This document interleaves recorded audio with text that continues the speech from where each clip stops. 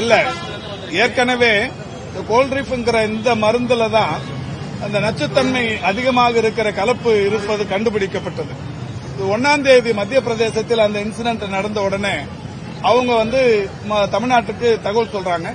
தமிழ்நாடு உடனடியா ஆய்வு செய்து இதில் நச்சுத்தன்மை இருப்பது என்பதை கண்டுபிடித்து உடனடியா மத்திய பிரதேசத்துக்கும் ஒன்றிய அரசாங்கத்தின் மக்கள் நல்வாழ்வுத்துறைக்கும் ஒடிசா, புதுச்சேரி போன்ற மாநிலங்களுக்குமே தகவல் சொல்றோம். ஆனா மத்திய பிரதேசமும் ஒன்றிய அரசும் இந்த மருந்துல தப்பு இல்லைன்னு சொல்லிட்டு விட்டுட்டாங்க.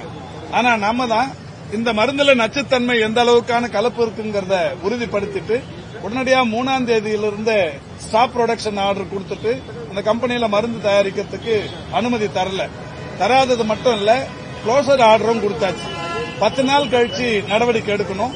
இதுக்கு இடையில நேற்றைக்கு முன்தினம் 7ஆம் தேதி ஒரு கிரிமினல் ஆக்ஷனுக்கு அது சம்பந்தப்பட்ட உரிமையாளருக்கு ஒரு நோட்டீஸ் கொடுக்க போனோம். நோட்டீஸ் அவர் வாங்கறதுக்கு ஆள் இல்ல. இந்த நிலையில நோட்டீஸ் ஒட்டிட்டாங்க. இந்த நிலையில் இரவு அவர் கைது செய்யப்பட்டிருக்கிறார். அந்த நிறுவனத்தின் உரிமையாளர் கைது செய்யப்பட்டிருக்கிறார். கைது செய்யப்பட்டிருப்பதோடு மட்டுமல்ல, இப்ப இது அந்த வட்டாட்சியர் கூட்டு போய் கம்பெனியில கூட்டு போய் விசாரணை நடத்துவாங்க. விசாரணை நடத்தி இந்த நச்சுத்தன்மை உள்ள இந்த பொருள் இது கலப்புக்கு காரணத்தை கேட்பாங்க. அவர்களுடைய அந்த பதிலுக்கு பிறகு நிரந்தரமாக அந்த கம்பெனி மூடுவதற்குரிய நடவடிக்கை எடுக்கப்படும். இப்ப தற்காலிகமாக சஸ்பெண்ட் செய்யப்பட்டிருக்கிறது. அந்த உரிமத்தை நிரந்தரமாக ரத்து செய்வதற்கு 2-3 நாள்ல முடிவெடுத்துருவோம். இப்ப கம்பெனி க்ளோஸ் பண்ணிருக்கு, ப்ரொடக்ஷன் ஸ்டார்ட் பண்ணிருக்கு.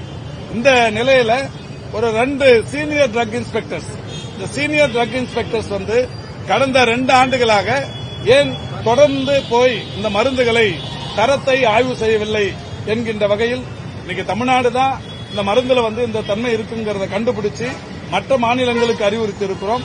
தமிழ்நாடு டிஎன்எம்எஸ் நிர்வாகம் அந்த மருந்து வாங்கறதில்ல. தனியாரும் கூட இந்த மருந்து விற்கக்கூடாதுன்னு தடை வச்சிருக்கிறோம்.